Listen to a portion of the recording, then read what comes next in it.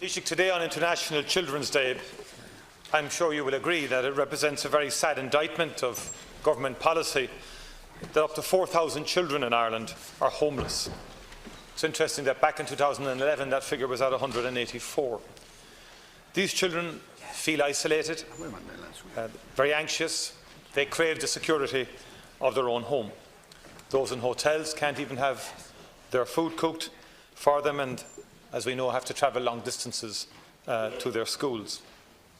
Children with special needs in Ireland today are waiting far too long for an assessment of need, which is their legal entitlement. 4,000 overdue in assessment under the Disability Act. 4,000 children. And then access to therapists for children, which, as we know, is key to early intervention and the full realisation of the potential of the child, again, is unacceptable. Speech and language therapists, occupational therapists, physiotherapists, we know they can do an enormous amount in terms of helping children with special needs in particular. There are thousands and thousands in total on the speech and language waiting list, covering assessment, initial treatment and further treatment. Thousands. Thousands waiting for their first assessment for occupational therapy. And we know the impact an occupational therapist can have on a child with dyspraxia, for example, and on the parents as well in terms of facilitating the progress of that child. We don't have a comprehensive early education programme for the youngest of children from 1 to 3 or 1 to 4. Simply do not have it. Or we don't have access to multidisciplinary professionals for children with special needs between 1 and 6 in any shape or form. Too many children. You have 4,000 children waiting for inpatient hospital treatment in Dublin across the 3 Dublin children's hospitals. Over 10,000, 10,500 waiting for outpatient appointments. We know that those delays compromise a child's health and has long-term repercussions for the child. 18,000 waiting for orthodontic treatment, 7,500 children waiting over 2 years for an appointment with an orthodontist. In mental health, we have over 300 children waiting over a year for access to child and adolescent mental services. 1,600 waiting more, and 1,600 waiting more than a year for psychological appointments, psychology appointments. And NEPS in our education system is hopelessly understaffed. Children in difficulty or with complex needs in this country are simply not prioritised to the degree that they should. That is a fact. We all have met parents of children with special needs. They have far too many hurdles to jump. They have too many battles to fight on behalf of their children, particularly in health and in education. And this is about priorities, Taoiseach.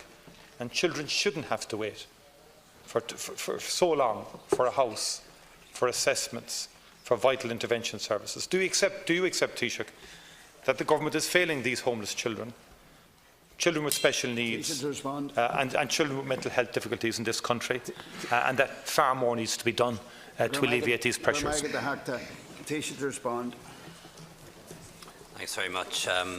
Today is indeed International Children's Day, as Deputy Martin says, and I think, therefore, it's only fair to recognise the progress that we've made in recent years, and not just the shortcomings. While it's right to acknowledge the shortcomings, it's wrong to ignore all the progress that has been made in recent years and in the last year gone by.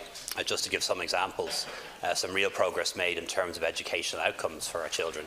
Education is the great leveller. And we see real improvements in outcomes for children in terms of education, particularly around reading and maths. That's down to the excellent work of people who work in our schools, but also down to the correct policies pursued by government and investment by government over the last couple of years.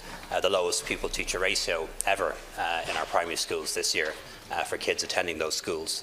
A huge investment in special needs assistance, again more special needs assistance in our schools than ever before, recognising the enormous needs that children face and the fact that we need to make sure that children with special educational needs get additional support, and also the investment in preschool. For the first time, all children guaranteed 2 years of free preschool. And we know that those early years, those formative years, are the most important years in terms of determining how well kids do in life.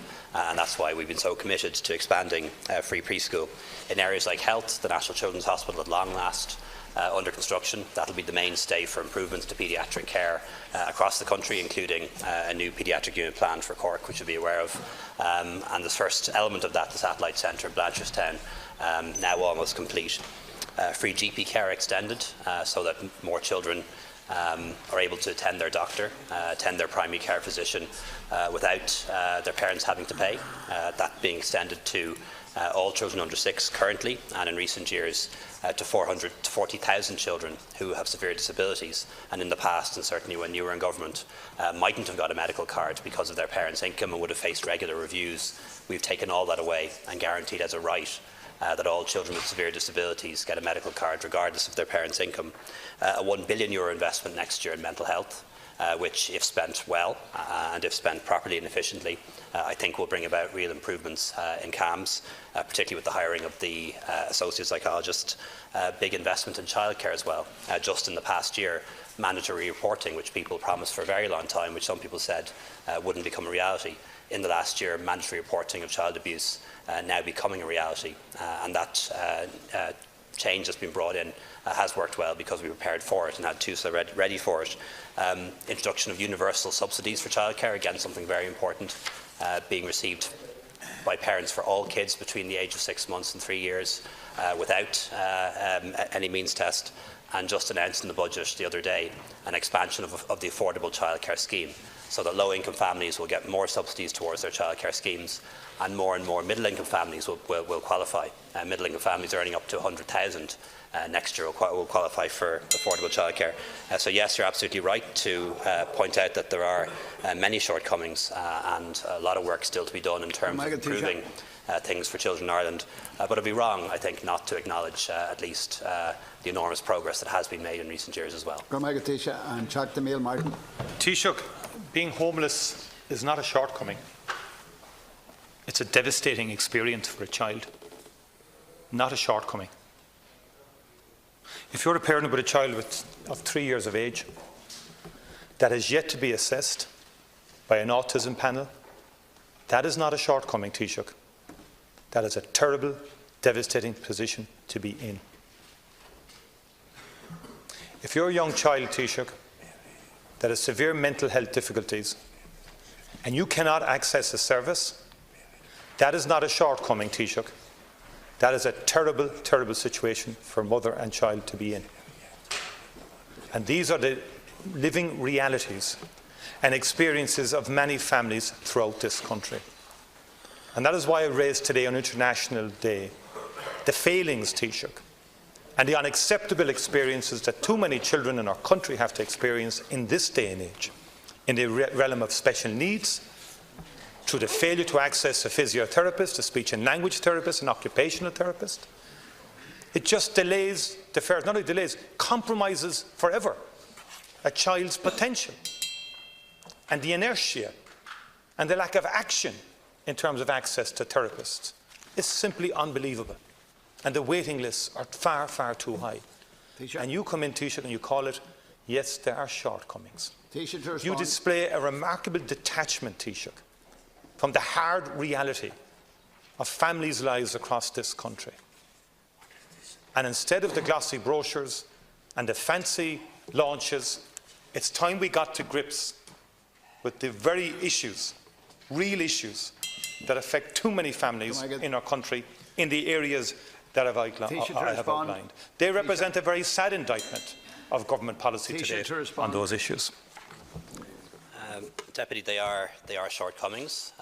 They are also terrible situations, and they are also failings. I don't think we should play with words around these things. I'd prefer if you offered solutions rather than those than that sort of glib rhetoric. Whether it's a shortcoming or a failing shouldn't be a matter of debate. I think we all acknowledge that these are terrible situations that people are in. In relation to children in emergency accommodation, the solution to that is housing supply. This year, 8,000 additional homes will be added to the social housing stock, more than half of those built by local authorities and housing associations. The others acquired and leased 8,000, a big increase on previous years. It'll be 10,000 next year. And we're also expanding the Family Hub programme, which I know is not an alternative to a home, but we do know that families who spend time in family hubs tend to spend less than 6 months there and tend to move on much quicker than those who are in hotels. So big investment in permanent housing, big investment in family hubs as well. And you'll also be aware of what we're doing around speech and language therapy, trying to change the model, because we know that just adding money and adding staff hasn't worked when it comes to therapies. So trying to change the model by investing in speech and language therapy in schools and seeing if that works differently and better and gets to kids quicker and gives them the support they need. But like I say, I've no difficulty in acknowledging that there are terrible situations, that there are failings. I'm also giving you the solutions. I'm also giving you examples of the enormous progress that has been made in education and health and in childcare in recent years. And I'm sorry that on International Children's Day you can't acknowledge or even bring yourself to acknowledge any of that.